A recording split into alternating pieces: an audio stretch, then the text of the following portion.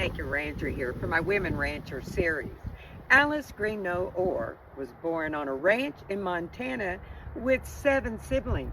Now this family was known as the Riding Greenoughs. Born on her family's ranch in 1902 near Red Lodge, Montana, Alice and siblings worked closely with her father, a cowboy and mail carrier, even helping him deliver the mail. The Greenough family kept dozens of horses to ride, and Alice fed cattle, roped and rounded them up, developing the riding and roping skills that would later bring her fame. Her father, Ben Greenough, called her Willie, which meant willpower. It wasn't her size that counted when riding broncs and steers, he said. One needed coordination and abundant nerve. All the Greenough children grew up on the family ranch and all knew the cattle business and horses.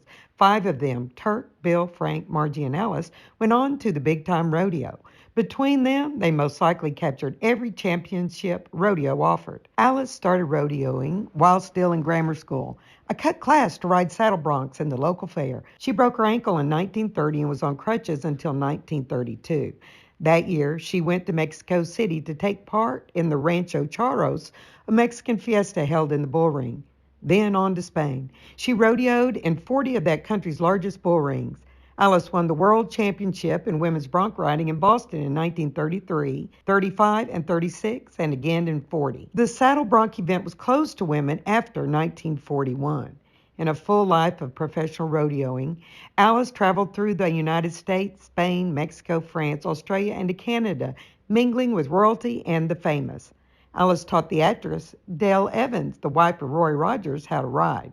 She worked in pictures, made 2 in 1938, but according to her, you have to sit around too much. There's too much waiting for shots. 1942, the year after the saddle bronc event was closed to women, Alice and a Tucsonian, Joe Orr, bought a rodeo of their own. They operated it for 14 years. Alice produced it, ran the office, arranged contracts, and rode broncs in every rodeo they presented.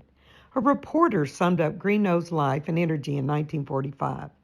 Pre-dawn rising, getting breakfast for the family and hired hands, cleaning up the ranch house, lending the boys outside a hand with branding or bronc busting, cooking a noon meal, then designing and making riding clothes, and in season, canning, preserving, and salting down foods. She moved to Tucson in the 1970s. In 1975, Alice was the first person named to the Cowgirl Hall of Fame.